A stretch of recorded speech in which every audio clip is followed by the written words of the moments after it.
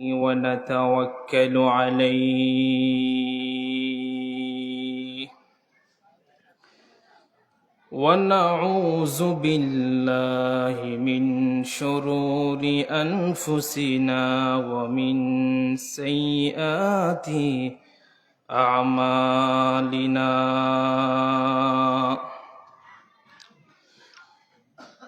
من يهده الله فلا مضل له ومن يضلله فلا هادي له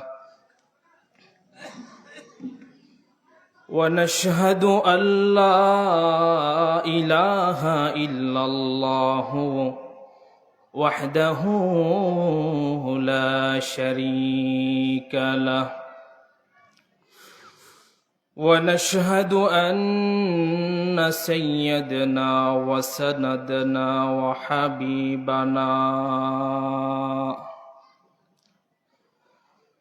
وحبيب ربنا وطبيبنا وطبيب قلوبنا ومولانا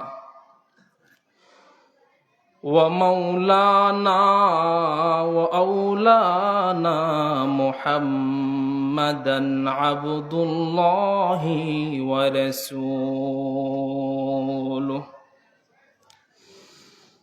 أرسله بالحق بشيرا ونذيرا وداعيا إلى الله بإذنه وسراجا وقمرا منيرا أما بعد فقد قال الله تبارك وتعالى في كلامه المجيد وفي فرقانه الحميد أعوذ بالله من الشيطان الرجيم بسم الله الرحمن الرحيم ما أنت بنعمة ربك بمجنون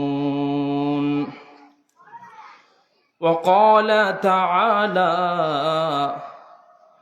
محمد رسول الله والذين معه أشداء على الكفار رحماء بينهم فقد قال صاحب القرآن صلى الله عليه وسلم بعثت لأتمم مكارم الأخلاق صدق الله مولانا العظيم وصدق رسوله النبي الكريم ونحن على ذلك لمن الشاهدين والذاكرين والحمد لله رب العالمين محبت অন্তর নিয়া জবানে আওয়াজ দিয়া সর্বশ্রেষ্ঠ দরুদ ইব্রাহিমী একবার পাঠ করি اللهم صل على محمد وعلى آل محمد كما صليت على إبراهيم وعلى آل إبراهيم إنك حميد مجيد اللهم بارك على محمد وعلى آل محمد كما باركت على إبراهيم وعلى آل إبراهيم إنك حميد مجيد بلغ العلا بكماله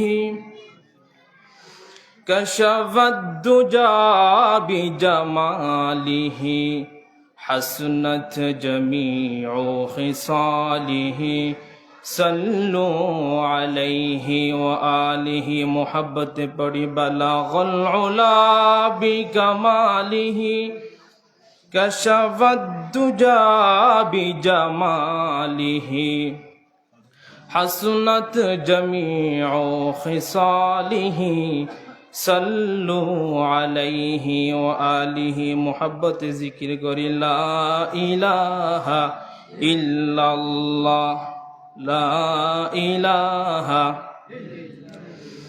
لا إله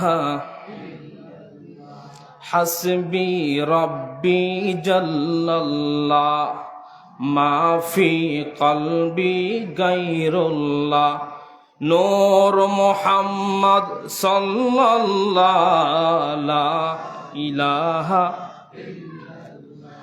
لا إله إلا الله لا إله إلا الله لا إله إلا الله رسول الله صلى الله عليه وسلم मुबारक हो ज़माने में के ख़त्मुल मुरसलीन आया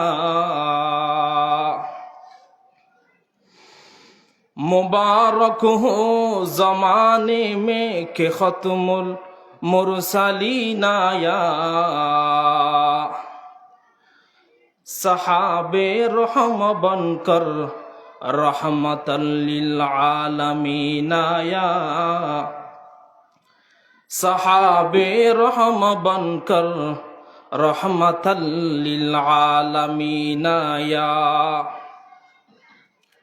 हकीकत की खबर देने बशीर आया नज़ीर आया हकीकत की खबर देने बशीर आया नज़ीर आया शहंशाही ने जिसके कदम चूमे वो फ़कीर आया मेरा नबी आया मेरा रसूल आया अल्हम्दुलिल्लाह মহান আল্লাহ পাক রব্বুল আলামিনের দরবারে অসংখ্য শুকরিয়া জ্ঞাপন করছি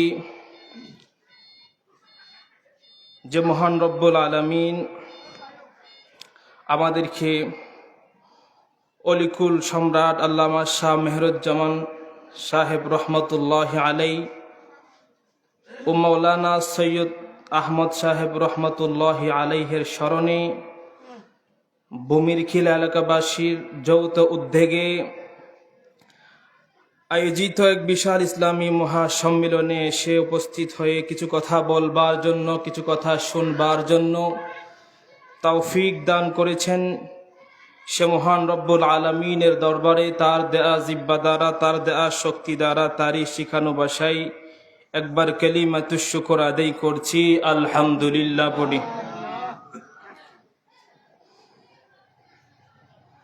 সম্মানিত উপস্থিতি, আল্লাহ তাআলা এই মুহূর্তেই আমাদেরকে নিয়ে গর্ব করতেছেন। আল্লাহ তাআলা কি নিয়ে গর্ব করতেছেন? আমাদেরকে যখন বানাচ্ছিলেন, বানাবেন, আল্লাহ তাআলা তখন ফেরেশতাদের সাথে মশওয়ারা করছিলেন, পরামর্শ করছিলেন যে আমি বনি আদম বানাইতে চাচ্ছি, মানুষ বানাইতে চাচ্ছি, তোমরা কি বলো? সূরাতুল বাকারার 30 নম্বর আয়াতে আল্লাহ তাআলা বলেন, وَإِذْ قَالَ رَبُّكَ لِلْمَلَائِكَةِ إِنِّي جَاعِلٌ فِي الْأَرْضِ خَلِيفَةً قالوا أتجعل فيها من يفسد فيها ويسفك الدماء ওয়া নাহনু নুসাব্বিহু বিহামদিকা ওয়া নুকদ্দিসু লাক ক্বালা ইন্নী আ'লামু মা লা তা'লামুন। আল্লাহ তাআলা বলেন আমি বনি আদম বানাইব, তোমরা কি বলো? ফেরেশতারা বলেন আল্লাহ কি দরকার বনি আদম বানান, মানুষ বানানোর কি দরকার? আমরাই তো আপনার ইবাদত করছি, আপনার গোলামি করছি। মানুষরা দুনিয়ার মধ্যে গিয়ে ফিতনা ফাসাদ করবে, মারামারি করবে, কাটাকাটি করবে, একে অপরের সম্পদ লুটপাট করবে, বিনষ্ট করবে। আমরাই তো আপনার গোলামি করছি, মানুষ বানানোর দরকার নাই।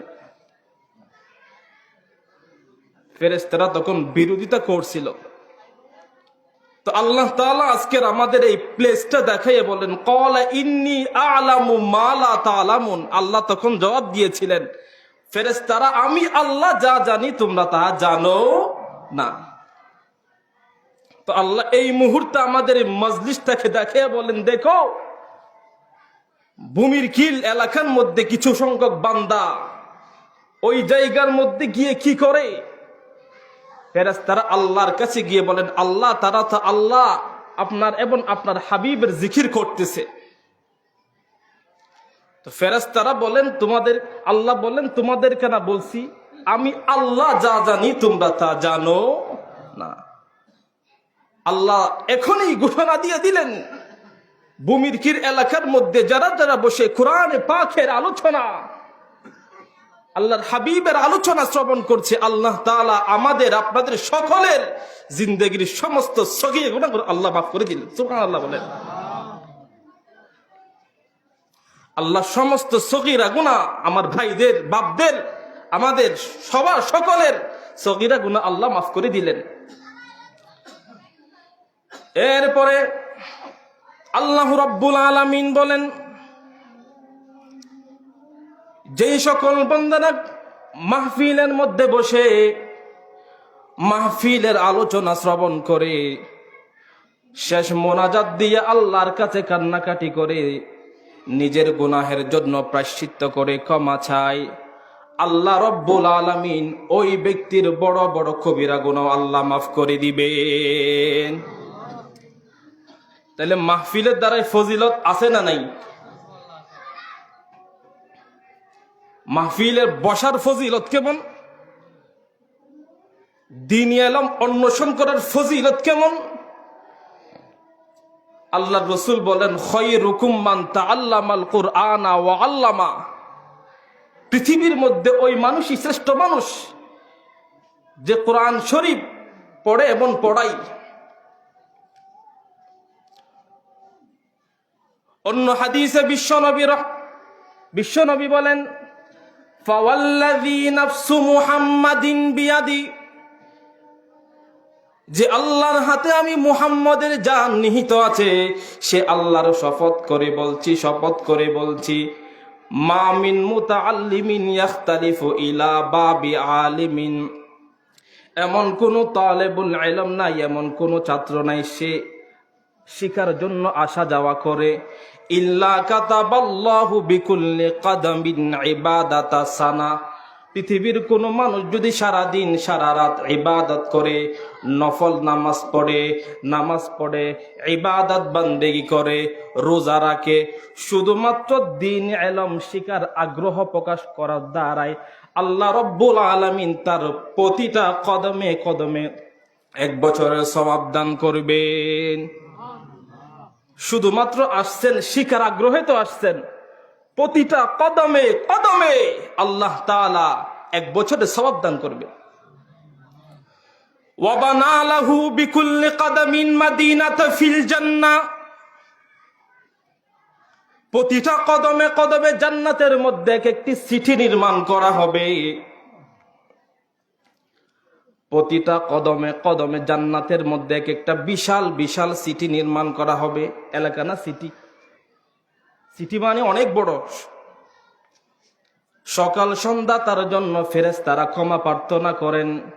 একদল ফেরেশতারা ঘোষণা দেন এরা হলো আল্লাহ তাআলার পক্ষ থেকে বিশেষ মুক্তিপ্রাপ্ত বান্দা। তাহলে মাহফিলে বসার কারণে আলোচনা শ্রবণ করার ইচ্ছা পোষণ করার কারণে, আলোচনা বুঝেন আর না বুঝেন, শুধুমাত্র দিন শিকার আগ্রহ এসেছে বিদায় আল্লাহ তাআলা, আল্লাহ রাসূল বলেন প্রতিটা কদমে কদমে আল্লাহ তাআলা 1 বছরের নফল ইবাদতের সওয়াব দিবেন। তো আমরা যারা দোকানে বসে আছি, অহেতুক গড়ের মধ্যে বসে বসে সময় নষ্ট করছি, এই সওয়াব কি আমরা পাবো? এই জন্য মুরব্বীরা, বাবারা, বন্ধুরা, যুবক জোয়ান ভাইয়েরা, যারা যারা দোকানে বসে আছেন, মেলাতে বসে আছেন, এদিক সেদিক ঘোরাফেরা করে সময় নষ্ট করতেছেন, মাহফিলের প্যান্ডেলে এসে বসে পড়েন। আল্লাহ তাআলার যে বাণী, আল্লাহর রাসূলের যে ফজিলতের কথা বর্ণনা করেছেন, এটা মিথ্যা হতে পারে না বাবা, এটা মিথ্যা হতে পারে না। চলে আসেন সম্মানিত হাজিরিন, আপনাদের সামনে যে আয়াতে কারিমা তেলাওয়াত করেছি, গত বছর আমি এই মাহফিলে এসেছিলাম, সম্ভবত এশার পরে আলোচনা করছিলাম। রাসূলুল্লাহ সাল্লাল্লাহু আলাইহি ওয়াসাল্লামের জীবনীকে 3 ভাগে ভাগ করে 1 ভাগ আলোচনা করছিলাম। রাসূল পৃথিবীতে কত বছর ছিলেন বলেন? 63 বছর। 63 বছর থেকে দাওয়াত দিছেন কত বছর? 23 বছর। দাওয়াত দেননি কত বছর? 40 বছর। যে 40 বছর দাওয়াত দেননি, ওই 40 বছরের আলোচনা করছিলাম। এই 40 বছর আমার রাসূল পুরা মক্কার সবার কাছে ভালো, মুহাম্মদের চাইতে ভালো মানুষ পুরা মক্কার মধ্যে নাই। যখনই তো আমার রাসূল কোরআনের কথা বলছেন,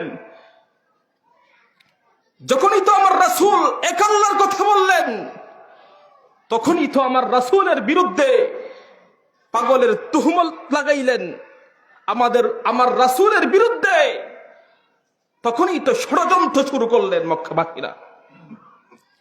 40 বছরের মধ্যে ভালো, যখনই দ্বীনের দাওয়াত, আল্লাহর একত্ববাদের দাওয়াত দিয়েছেন, তখনই আমার রাসূল হয়ে গেলেন কি? পাগল।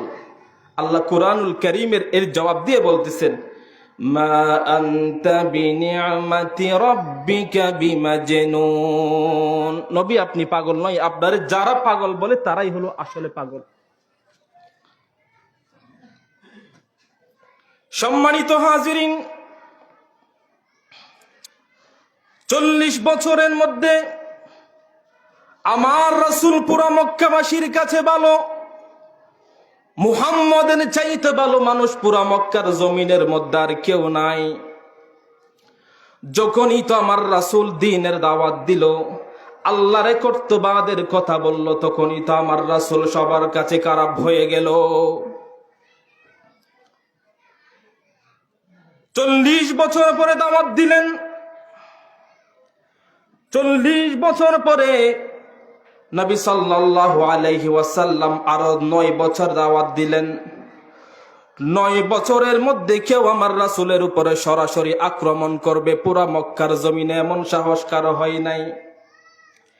কারণ রাসূলের চাচা ছিল আবু তালেব, যে আবু তালেব ছিল মক্কার লিডারের বাতি, যাকে মক্কার নেতার বাতি, যাকে সরাসরি আক্রমণ করবে এমন সাহস পুরা মক্কার জমিনে কারো হয় নাই। মুসলমান ভাইরা আমার, যখন আবু তালেব মৃত্যু শয্যায় শয়িত হইলেন নবুয়তের 9ম বছরে, মক্কার লিডার মৃত্যু শয্যায় শয়িত হইলেন, পুরা মক্কার বড় বড় নেতারা আবু জাহাল, আবু লাহাব, উতবা, সাইবা সবাই আবু তালেবের চারপাশে ঘিরে বসে আছেন। বিশ্ব নবীজি সাল্লাল্লাহু আলাইহি ওয়াসাল্লাম খানে খানে গিয়ে বলেন, চাচা,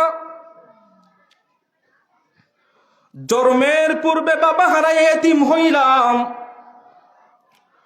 জন্মের পরে মা হারায় এতিম হইলাম, এরপরে দাদা আমার দায়িত্ব নিল, দাদা ও দুনিয়া থেকে চলে গেল, পরে আপনার উপর দায়িত্ব অর্পণ হয়েছে। চাচা যান, দায়িত্ব নেওয়ার পর থেকে আজ পর্যন্ত আপনি চাচা আমারে না খাওয়াই আপনি আমারে খাওয়াইছেন, নিজে না পড়ে আপনি আমারে পড়াইছেন, নিজের সন্তানকে মোহাব্বত না করে চাচা আপনি আমারে মোহাব্বত করলেন। চাচা নবুয়ত পেয়েছি আজকে 9 বছর, এই 9 বছরের মধ্যে কেউ আমাদের সরাসরি আক্রমণ করবে এমন সাহস পুরা মক্কার জমিনে কেউ করে নাই, আপনি চাচার কারণে। চাচা আপনি আজকে দুনিয়া থেকে চলে যাবেন, আর আমি বাতিজা দুনিয়াতে আপনি আমার জন্য এত কিছু করলেন, আমি বাতিজা আপনার কোনো প্রতিদান দিতে পারলাম না। পরকালেও যদি আপনার উপকারের কোনো প্রতিদান দিতে না পারি চাচা আমার ভালো লাগবে না। চাচা যান পড়ে নেন লা ইলাহা ইল্লাল্লাহু মুহাম্মাদুর রাসূলুল্লাহ। আবু তালেব ডাক দিয়ে বলেন, বাতিজা তুমি যে সঠিক নবী আমি জানি। কখন থেকে জানি? যেদিন তোমার জন্ম হয়েছে সেদিন থেকে জানি। তোমার মা তোমার জন্মের ঘটনা আমার কাছে বর্ণনা করতেছেন। আমার ছেলে মুহাম্মদ আমার গর্ভে 10 মাস 10 দিন ছিল। তোমার মা বলেন আমার ছেলে মুহাম্মদ আমার গর্ভের মধ্যে 10 মাস 10 দিন ছিল। সন্তান মায়ের গর্ভে থাকলে মা ব্যথা অনুভব করে। আমার সন্তান আমার গর্ভ ছিল, আমি একটি মুহূর্তের জন্য কখনো ব্যথা অনুভব করি নাই। সুবহানাল্লাহ বলেন। পৃথিবীর যে কোনো সন্তান আসার সময় পুরা শরীরে রক্ত নিয়ে আসে, দুর্গন্ধ নিয়ে আসে, কিন্তু আমার সন্তান মুহাম্মদ যখন দুনিয়াতে আসে, মুহাম্মদ রে যেন কেউ মেশকাম্বর দিয়ে গোসল করাইয়া দুনিয়াতে পাঠাইলেন। সুবহানাল্লাহ। নবী ঘরের মধ্যে আসলেন, সঙ্গে সঙ্গে পুরা ঘর খুশবু বিমোহিত হয়ে গিয়েছে। সুবহানাল্লাহ পড়েন।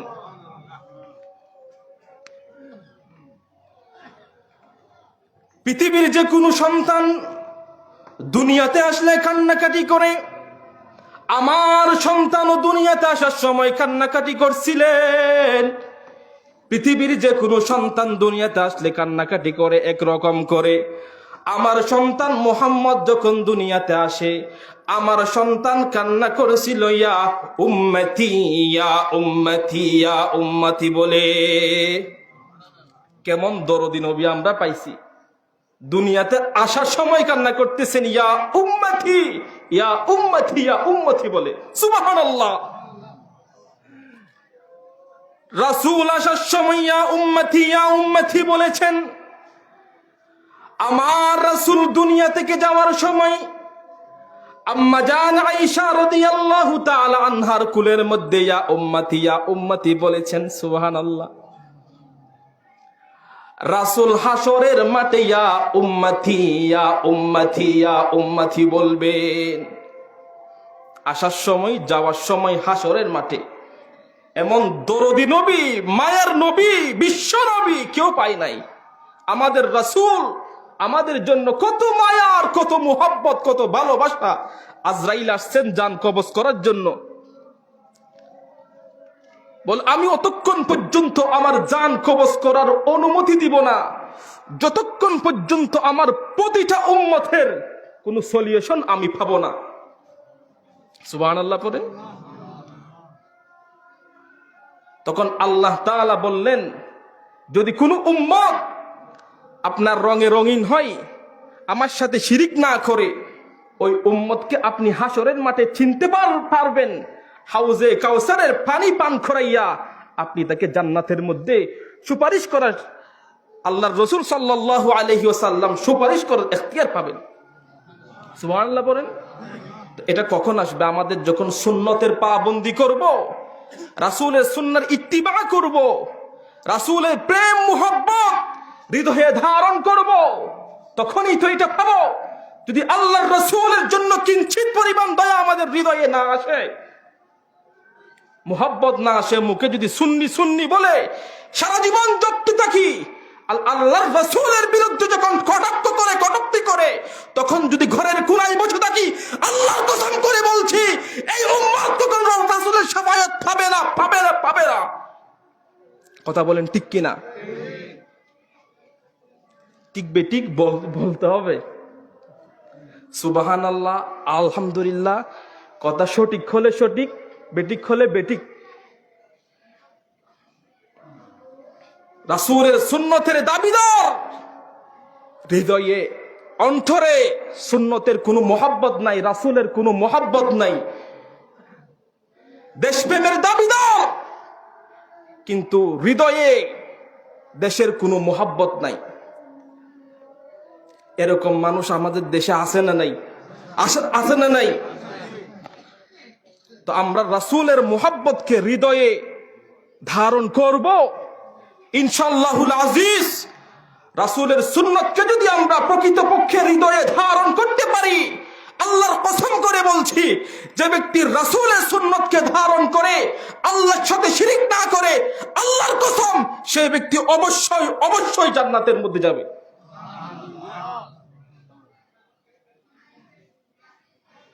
কিন্তু সুন্নতকে হৃদয়ে ধারণ করতে হবে বাবা। মাশাআল্লাহ, আমি দেখতে সবার বেশিরভাগ মানুষের মুখে দাঁড়িয়ে আছে, আমাদের পাবেল ভাইয়ের মুখে দাঁড়িয়ে আছে, আলহামদুলিল্লাহ, দেখে অনেক ভালো লাগে। বাবারা উঠিয়েন না, নামাজ এখানেই হবে, মুরব্বীরা উঠিয়েন না, নামাজ মাঠের মধ্যে হবে। মুসলমান ভাইরা আমার, বিশ্বনবী রহমাতাল লিল আলামিন আল্লাহর রাসূলের চাচা যখন দুনিয়া থেকে চলে গেলেন, আল্লাহর রাসূলের চাচা দুনিয়া থেকে চলে যাওয়ার পর রাসূল বড় একা হয়ে গেলেন। রাসূল একা হয়ে যাওয়ার পর রাসূলের উপরে সরাসরি কাফেররা আক্রমণ করতে শুরু করলেন। এতদিন পর্যন্ত চাচার জন্য সরাসরি কেউ আক্রমণ করতে পারে নাই। যখনই তো বিশ্ব নবীর চাচা দুনিয়া থেকে চলে গেলেন, আবু তালেব যখন দুনিয়া থেকে চলে গেলেন, তখনই তো রাসূলের উপরে সরাসরি আক্রমণ শুরু করে দিলেন। আমার রাসূল আক্রমণ সহ্য করতে না পেরে তায়েফের মাঠে ছুটে গেলেন। তায়েফের মাঠে সাকিফ গোত্র আছে, যেই গোত্রটি বড় গোত্র, ওই গোত্রের কাছে যদি ইসলামের দাওয়াত পৌঁছানো যায়, ওই গোত্র যদি মুসলমান হয়ে যায়, ওই গোত্রের কারণে মুসলমানদের উপরে কিছু হলেও নির্যাতন কমবে, কিছু হলেও কষ্ট কমবে। আল্লাহর রাসূল তায়েফের মাঠে গমন করলেন। তায়েফের মানুষেরা এত নিষ্ঠুর, এত নির্দয়। তায়েফের একটা রীতিনীতি ছিল মেহমানকে মেহমানদারি করা। বিশ্বনবীজি সাল্লাল্লাহু আলাইহি ওয়াসাল্লাম যখন তায়েফের মাঠে গেলেন, আমার রাসূলকে মেহমানদারি করবে তো দূরের কথা, রাসূলকে দূর দূর করে তায়েফবাসীরা তাড়িয়ে দিয়েছেন। শুধু কথার মাধ্যমে তাড়িয়ে দিয়েছেন তাই নয়, বিশ্বনবীজি সাল্লাল্লাহু আলাইহি ওয়াসাল্লামের পিছনে ছোট্ট ছোট্ট বাচ্চাদেরকে লেলিয়ে দিয়েছেন, কিশোরদেরকে লেলিয়ে দিয়েছেন, যেন বিশ্বনবী সাল্লাল্লাহু আলাইহি ওয়াসাল্লামের উপরে পাথর নিক্ষেপ করে। বিশ্বনবীজি সাল্লাল্লাহু আলাইহি ওয়াসাল্লামের উপরে পাথর নিক্ষেপ করে নির্দয় কুশীরেরা বিশ্বনবী সাল্লাল্লাহু আলাইহি ওয়াসাল্লামের পুরা শরীর রক্তাক্ত করে ফেলে, মাথা মুবারক রক্তাক্ত করে ফেলে, পা মুবারক রক্তাক্ত করে ফেলে। হঠাৎ করে একজন কিশোর বিশ্বনবী সাল্লাল্লাহু আলাইহি ওয়াসাল্লামের পায়ের মধ্যে পাথর নিক্ষেপ করলেন। আমার রাসূল জমিনের মধ্যে গড়াইয়া পড়ে গেলেন। বিশ্বনবীর পালক পুত্র যায়েদ ইবনে হারেসার কাঁধের মধ্যে হাত দিয়ে বিশ্বনবী সাল্লাল্লাহু আলাইহি ওয়াসাল্লাম উঠলেন। বিশ্বনবী উঠে মক্কার মধ্যে চলে আসলেন। মক্কার মধ্যে আসে আমার রাসূল দাওয়াতি জীবন কেন্দ্র করেন নাই, আমার রাসূল দাওয়াতি জীবন পরিচালনা করতেছেন। এমন সময়ে হজের মৌসুম চলে আসলেন। হজের মৌসুম আসার পরে আমার রাসূলকে সবাই বলতেছে, ওই ঘরের মধ্যে পাগল আছে, ও মক্কার হাজিরা, ওই ঘরের মধ্যে কেউ যাবে না। কেন? ওই ঘরের মধ্যে একজন পাগল আছে, পাগলের কাছে যদি যাও সে তোমাদেরকে জাদু করে ফেলবে। ওই ঘরের মধ্যে পাগল আছে, এই কথা বলে মক্কার লিডারেরা, আবু জাহেল এই কথা বলে, আবু লাহাব এই কথা বলে, উতবা এই কথা বলে, সাইবা এই কথা বলে।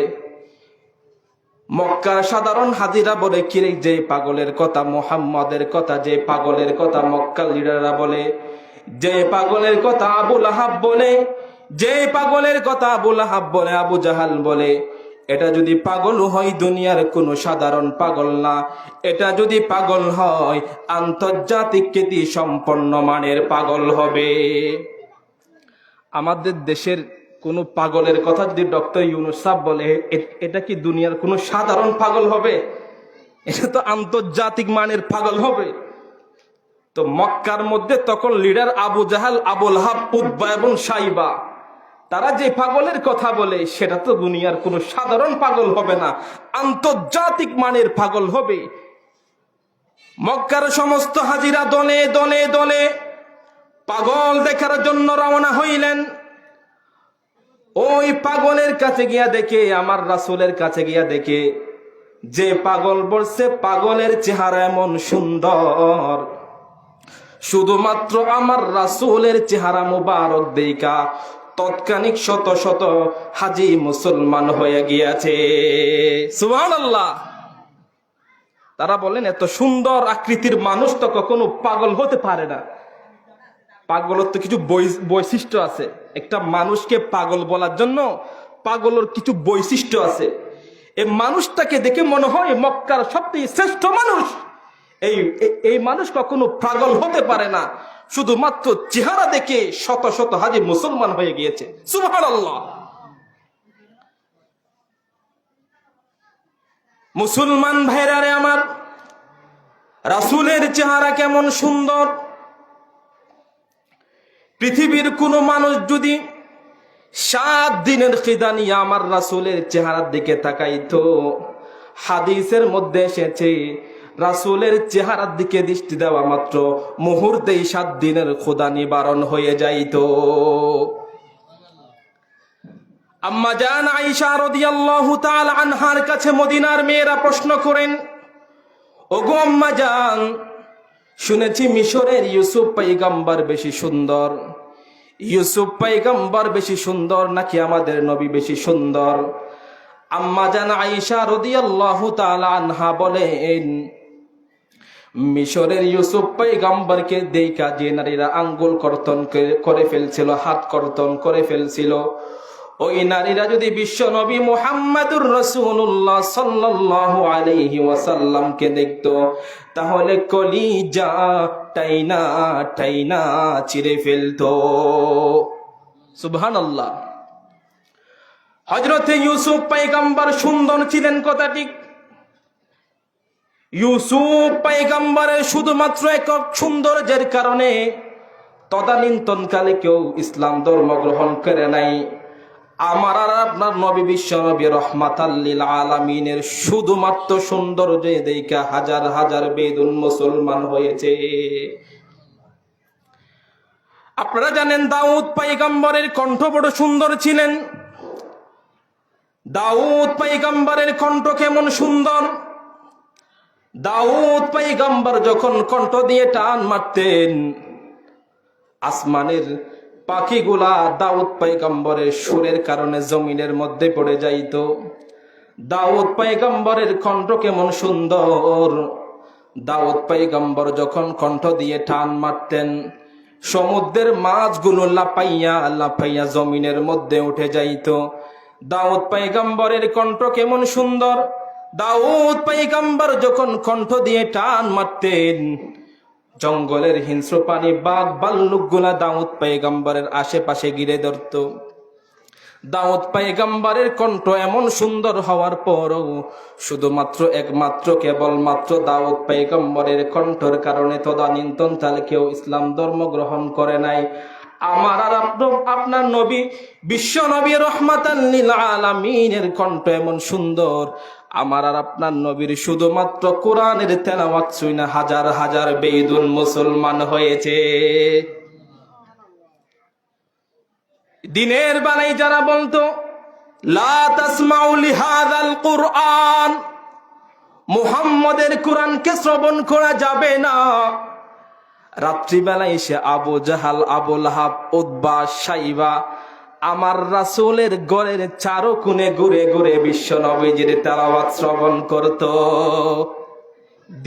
দিনের বেলায় বলতো লা তাসমাউ লিহাযাল কুরআন, মুহাম্মদের কোরআনকে শুনিও না, কারণ তার কোরআনে জাদু আছে, এমন জাদু যে শুনে তা আকৃষ্ট হয়ে যায়। রাত্রিবেলায় সে আবু জাহাল, আবু লাহাব, উতবা, সাইবা রাসূল যখন তেলাওয়াত করতেন নামাজে, তার ঘরের আশেপাশে ঘুরে ঘুরে রাসূলের তেলাওয়াত শ্রবণ করতেন। মুসলমান ভাইরা রে আমার, আলোচনা করতেছিলাম রাসূলের মাক্কি জিন্দেগির 13 বছর কষ্টের জিন্দেগি। এই কষ্টের জিন্দেগি, এমন কষ্টের জিন্দেগি বিশ্বনবী সহ রাসূলের সাহাবায়ে কিরাম সহ এমন কষ্ট নির্যাতন সহ্য করেছেন। তাদের নির্যাতনের কষ্ট সহ্য করার পিছনে আজকে পর্যন্ত অবদান আছে। আমরা যে মুসলমান বলি, এটা মায়ের কোলে বসে বসে মুসলমান বলি। সাহাবায়ে কিরাম কি পরিমাণে কষ্ট আর নির্যাতন সহ্য করেছেন। আল্লাহর নবীর সাহাবী হযরত আব্দুল্লাহ, ইসলাম গ্রহণের পূর্বে তার নাম ছিল আব্দুল উজ্জা। মুসলমান ভাইরা আমার, ইসলাম ধর্ম গ্রহণ করার কারণে চাচা এমন নির্যাতন হযরত আব্দুল্লাহর উপরে করেছে। হযরত আব্দুল্লাহ চাচার ব্যবসা দেখাশোনা করতেন। জন্মের পূর্বে বাবা হারাই এতিম হইলেন, চাচা হযরত আব্দুল্লাহর দেখাশোনা করতেন।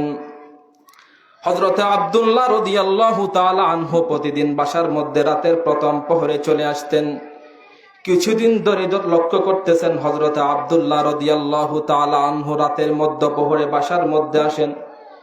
চাচা জিজ্ঞাসা করলেন, প্রাণের বাতিজা গো আব্দুল্লাহ, আগে তো রাতের প্রথম প্রহরে তুমি ঘরের মধ্যে চলে আসতা, ওগো আব্দুল্লাহ বাতিজা কি এমন হইল যার কারণে তুমি মধ্য প্রহরে বাসার মধ্যে ফিরো?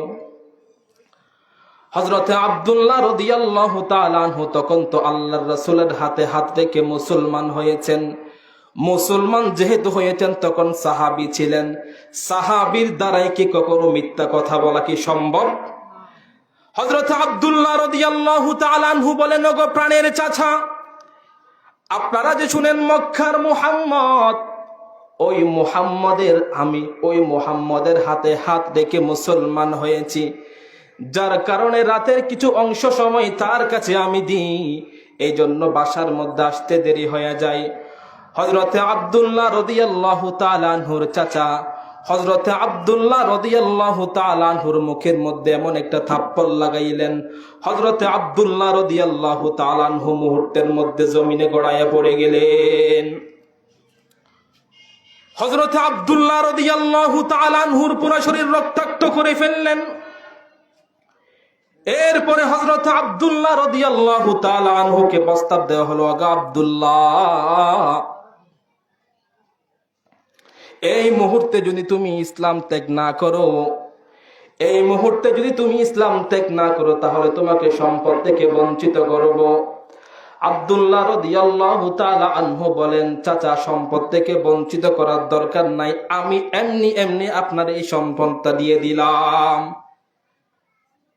এরপরে সাহাবীকে বিআজ্জত করার জন্য চাচা বললেন, ওগো আব্দুল্লাহ, তোমার পরনে আছে আমার কাপড়, এই কাপড় তুমি এই মুহূর্তে খুলে দিয়া দাও। সাহাবী ইজ্জত দিবে, মাল দিবে, জান দিবে, মাগার ঈমান দিবে না। সাহাবায়ে কেরাম ইজ্জত দিয়েছেন, মাল দিয়েছেন, জান দিয়েছেন, কিন্তু ঈমান দেন নাই। হযরতে আব্দুল্লাহ রাদিয়াল্লাহু তাআলা আনহুকে পুরা উলঙ্গ করে ফেললেন, সমস্ত কাপড় খুলে ফেললেন। হযরতে আব্দুল্লাহ রাদিয়াল্লাহু তাআলা আনহুকে ঘর থেকে তাড়িয়ে দিলেন। আম্মা জানের কাছে গিয়ে বলেন, আম্মা জান, আমার চাচা আমার থেকে সবকিছু ছিনিয়ে নিয়েছেন, এমনকি আমার কাপড় পর্যন্ত আমার থেকে ছিনিয়ে নিয়েছেন। আম্মা জান এক টুকরো কাপড় দেন, যে কাপড়টা পরে আমি বিশ্বনবী সাল্লাল্লাহু আলাইহি ওয়াসাল্লামের দরবারে গিয়ে উপস্থিত হব। আম্মা জান শুধুমাত্র ছোট এক টুকরো কাপড় দিলেন। এটা চতরটা দেখে শুধুমাত্র বিশ্বনবী সাল্লাল্লাহু আলাইহি ওয়াসাল্লামের ঘরে গেলেন। বিশ্বনবীজি সাল্লাল্লাহু আলাইহি ওয়াসাল্লামের ঘরে গিয়ে বিশ্বনবীজি তখন নামাজ পড়তেছিলেন। গভীর রাত্রি, কুয়াশা ভরা, ঠান্ডা ভরা। আল্লাহর রাসূলের সাহাবী হযরত আব্দুল্লাহ রাদিয়াল্লাহু তাআলা আনহু শীতের মধ্যে কাঁপতেছিলেন। সকাল যখন হয় বিশ্বনবী সাল্লাল্লাহু আলাইহি ওয়াসাল্লাম যখন মসজিদে যাওয়ার জন্য বাহির হইলেন, দূর থেকে দেখে একজন ব্যক্তি শীতের মধ্যে কম্পন করতেছে। বিশ্বনবী সাল্লাল্লাহু আলাইহি ওয়াসাল্লাম ডাক দিলেন, কে এত রাত্রিবেলা শীতের মধ্যে কম্পন করতেছ, বস্ত্রবিহীন, তোমার কাপড় কোথায়? হযরতে আব্দুল্লাহ রাদিয়াল্লাহু তাআলা আনহু নিজের পরিচয় দিচ্ছেন, ওগো আল্লাহর রাসূল, আমি হলাম আব্দুল্লাহ। কিছুদিন পূর্বে আমার নাম ছিল আব্দুল উজ্জা। ইসলাম গ্রহণ করার কারণে আমার চাচা আমার উপরে এমন অত্যাচার করছে, আমার চাচা আমার উপরে এমন নির্যাতন করছে, এমনকি আমার মাল জান সবকিছু ছিনিয়ে নিয়েছে, শেষ পর্যন্ত আমাকে ঘর থেকে বস্ত্রবিহীন করে তাড়াইয়া দিয়েছে। আল্লাহর রাসূল হযরত আব্দুল্লাহর হাত ধরলেন, বড় আদর করে, মায়া করে, মোহাব্বত করে হযরত আব্দুল্লাহকে বাসার মধ্যে নিয়ে গেলেন। সুন্দর সুন্দর দুইটা জামা হযরত আব্দুল্লাহকে পরিধান করাইয়া দিলেন। হযরত আব্দুল্লাহকে নিয়ে মসজিদের মধ্যে গেলেন, নামাজ পড়ে সাহাবায়ে কেরামকে বলতেছেন, ওগো সাহাবায়ে কেরাম, আমার আব্দুল্লাহ ইসলাম গ্রহণ করার কারণে এমন এমন ত্যাগ নির্যাতন সহ্য করেছেন, শরীর থেকে রক্ত মুবারক ফেলাইছেন। আব্দুল্লাহ জান, আব্দুল্লাহ মাল ত্যাগ করছে, ঘর ত্যাগ করছে, বিবি বাচ্চা ত্যাগ করছে, আব্দুল্লাহ আমার কাছে চলে আসছে। ও সাহাবায়ে কেরাম, আমার আব্দুল্লাহর হৃদয়ে কষ্ট যায় এমন কোন আচরণ তোমরা করবা না। আল্লাহ রাসূল হাত তুলে দোয়া করলেন, আল্লাহ, আমার আব্দুল্লাহর রক্ত মাংসকে আপনি কাফেরদের জন্য হারাম করে দেন। আব্দুল্লাহ বড় কষ্ট পাইল, আল্লাহর রাসূলকে বলেন, ওগো আল্লাহর রাসূল, আমার তো বড় তামান্না, আমি আমার জানকে, আমার মালকে, আমার রক্ত মাংসকে ইসলামের জন্য ভিরান করে দিব। আল্লাহর রাসূল বলেন, ওগো আব্দুল্লাহ, তোমার যদি এই নিয়ত থাকে, আল্লাহ তোমার মৃত্যু যেখানেই হোক না কেন, আল্লাহ তাআলা তোমাকে শাহাদাতের মর্যাদা দিবেন। হযরত আব্দুল্লাহর ব্যাপারে কিছু সাহাবায়ে কেরাম নালিশ দিলেন, ওগো আল্লাহর রাসূল, আপনার সাহাবী হযরত আব্দুল্লাহ বড় বড় করে কোরআন তেলাওয়াত করে, আমাদের কষ্ট লাগে। আল্লাহর রাসূল বলেন, ওগো সাহাবায়ে কেরাম, এই আব্দুল্লাহর ব্যাপারে আমার কাছে কোনো নালিশ দিবা না। এই আব্দুল্লাহ এত কষ্ট, এত নির্যাতন কষ্ট করে আমার কাছে আসছে, এই আব্দুল্লাহর ব্যাপারে কোনো আমি অভিযোগ শুনতে চাই না। কিছুদিন পরে হযরত আব্দুল্লাহ যুদ্ধে অ্যাটেন্ড করলেন। যুদ্ধ থেকে ফিরার সময় হযরত আব্দুল্লাহর গায়ের ঝড় উঠে গেল, পুরা শরীরে কম্পন সৃষ্টি হইল। কিছুক্ষণ পরে হযরত আব্দুল্লাহ মৃত্যুবরণ করলেন, দুনিয়া থেকে চলে গেলেন। বিশ্বনবী সাল্লাল্লাহু আলাইহি ওয়াসাল্লামের কাছে সংবাদ পৌঁছানো হলো, আপনার সাহাবী আব্দুল্লাহ দুনিয়া থেকে বিদায় নিলেন।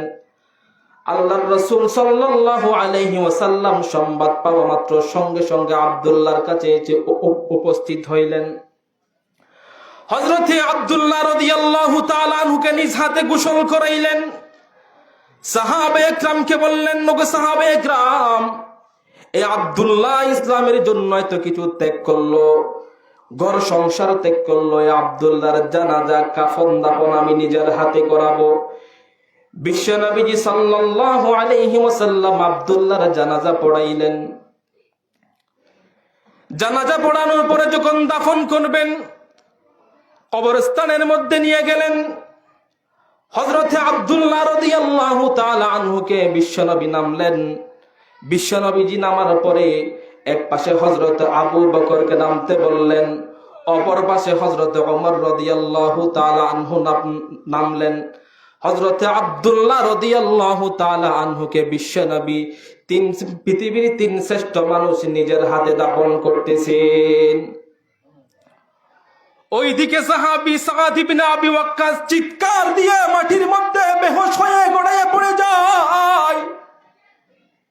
কে এমন আব্দুল্লাহ, যে আব্দুল্লাহ তো খুশ নসিব, কেমন খুশ নসিব যে আব্দুল্লাহর জানাজা বিশ্বনবী পড়ায়, যে আব্দুল্লাহর দাফন পৃথিবীর 3 শ্রেষ্ঠ মানুষ পড়াই। একজন হলো বিশ্বনবীজি, আরেকজন হলো হযরত আবু বকর, আরেকজন হলো হযরত ওমর।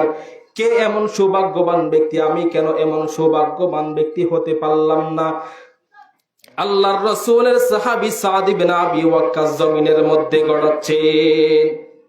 কেমন মর্যাদাবান সাহাবী হলে যার জানাজা স্বয়ং রাসূল পড়াই, যার জানাজা, যার দাফন আবু বকর আর ওমরে পড়াই। এটা তো কোনো সাধারণ মানুষ হতে পারে না, সাধারণ সাহাবী হতে পারে না।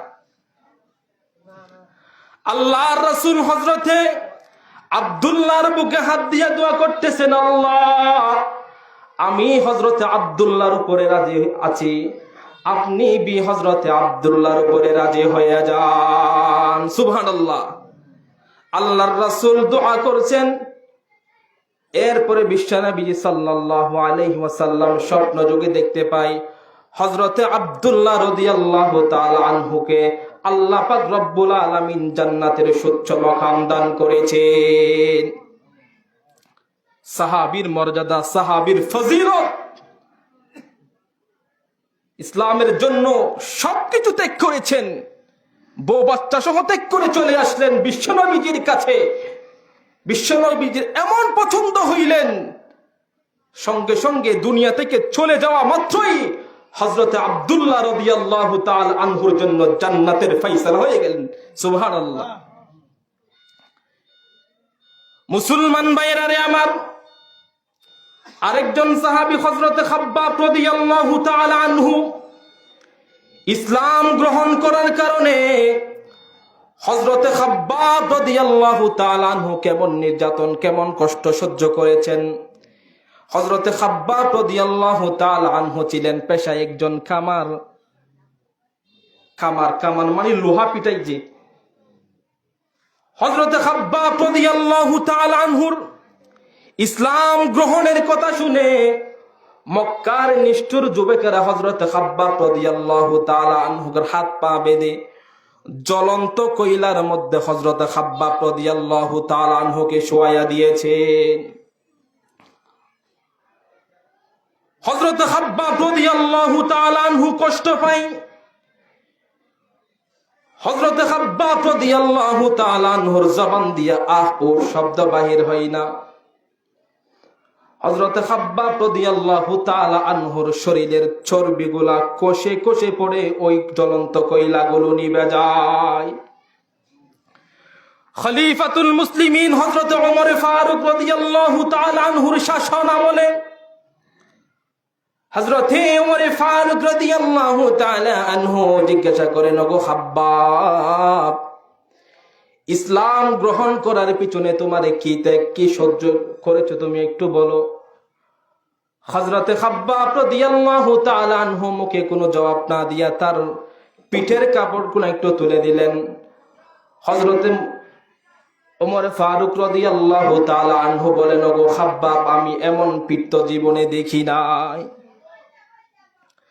তোমার পিঠে তো গর্ত গর্ত দাগ কিসের? খলিফাতুল মুসলিমিন হযরত ওমর ফারুক রাদিয়াল্লাহু তাআলা আনহু বলেন, ওগো খাব্বাব, এমন পিঠ তো আমি জীবনে দেখি নাই।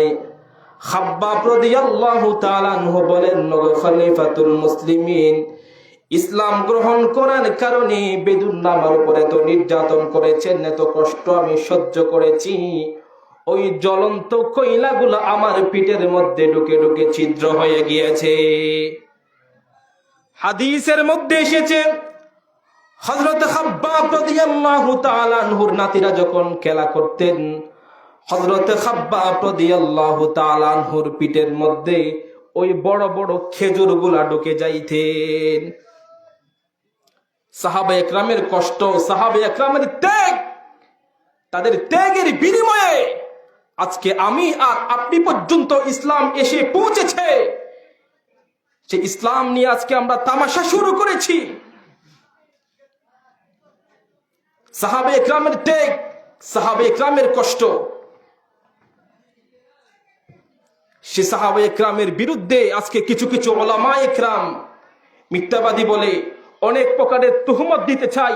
আল্লাহর কসম করে বলছি, যে ব্যক্তি আল্লাহর রাসূলের সাহাবায়ে কেরামের বিরুদ্ধে কটু কথা বলবে, তার ঈমান সঙ্গে সঙ্গে চলে যাবে। সাহাবায়ে কেরামের বিরুদ্ধে, বিশ্বনবীর বিরুদ্ধে কটু হয়, বেইজ্জতি হয়, এমন কথা, এমন আচরণ করা যাবে। আল্লাহ রাব্বুল আলামিন কুরআনুল কারীমে বলেন, সাহাবায়ে কেরামের উপর আমি রাজি, আপনিও সাহাবাদের উপর রাজি হয়ে যান। সাহাবায়ে কেরাম নিষ্পাপ, তারা গুনাহ করলেও আল্লাহ তাআলা নিজ দয়ায় তাদেরকে মাফ করে দিয়েছেন। এটা আমাদের আকীদা, এটা আমাদের বিশ্বাস। সাহাবায়ে কেরামকে নিয়ে যারা কটাক্ষ করে, কটূক্তি করে, আল্লাহর কসম সঙ্গে সঙ্গে ঈমান চলে যাবে। ঈমান ভঙ্গের কারণ আমানতু বিল্লাহ ওয়া মালাইকাতিহি ওয়া কুতুবিহি ওয়া রুসুলিহি ওয়াল ইয়াউমিল আখিরি ওয়াল কদরি খাইরিহি ওয়া শাররিহি মিনাল্লাহি তাআলা ওয়াল বাসি বাদাল মাউত। আল্লাহ এবং আল্লাহর রাসূলকে, জান্নাত জাহান্নামকে, আল্লাহর ফেরেশতাগণকে, আল্লাহকে যারা অবিশ্বাস করে, আপনি হয়তো অন্তরে অবিশ্বাস করলেন, আল্লাহর কসম সঙ্গে সঙ্গে আপনার ঈমান চলে গেছে। এজন্য কয়েকটি প্রশ্নে কোনো আপোষ নেই। আল্লাহ, আল্লাহর রাসূল, ফেরেশতা, জান্নাত জাহান্নাম, কিয়ামত, এগুলা ভাই বিশ্বাস করতে হবে। যদি বিশ্বাস না করেন, সঙ্গে সঙ্গে ঈমান চলে যাবে। আল্লাহ রাব্বুল আলামিন আমাদের ঈমান আমলকে হেফাজত করার তৌফিক দান করুক। আমাদেরকে মুমিনের মতো মুমিন হওয়ার জন্য তৌফিক দান করুক। আল্লাহ বলেন, ইয়া আইয়ুহাল্লাযীনা আমানু আমিনু, মুমিনরা মুমিন হও। তার মানে আমাদের সমাজে দেখবেন সবাই মুসলমান, সবাই মুমিন। যে মদ খায় সেও মুমিন, যে গাঁজা খায় সেও মুমিন, ঠিক কিনা? যে মদ খাই সে বলে আমি মুসলমান। আল্লাহ বলে মুসলমানের মতো মুসলমান হও, দাবিদার মুসলমান না, খামের মুসলমান হও, মুমিনের মতো মুমিন হও। আমানু আমিনু, ইমানদারদেরকে ডাক দিয়ে বলেন, এ ইমানদারগণ, আমিনু ঈমানান। তার মানে আল্লাহ জানেন আমরা যে নামে ইমানদার, তো যদি আমরা নামে ইমানদারদেরকে ডাক দিয়ে আল্লাহ বলেন আমিনু ঈমানান, সত্যিকারে যদি ঈমান আনতে পারেন, আল্লাহর কসম, যার হৃদয়ে কিঞ্চিত পরিমাণে, সরিষা দানা পরিমাণে ঈমান থাকে, আল্লাহ রাব্বুল আলামিন তাকে অবশ্যই অবশ্যই জান্নাত দিবেন। এটা আল্লাহর ওয়াদা। কিন্তু আপনার কর্মফলের শাস্তি আপনার পাইতে হবে। এজন্য মুমিনের মতো মুমিন হব, মুসলমানের মতো মুসলমান হব। আল্লাহ রাব্বুল আলামিন আমাদেরকে আমল করার তৌফিক দান করুক। রাসূলের ভালোবাসায় আমাদের হৃদয়কে পরিপূর্ণতা দান করুক। আমিন। আসসালামু আলাইকুম ওয়া রাহমাতুল্লাহি ওয়া বারাকাতুহু।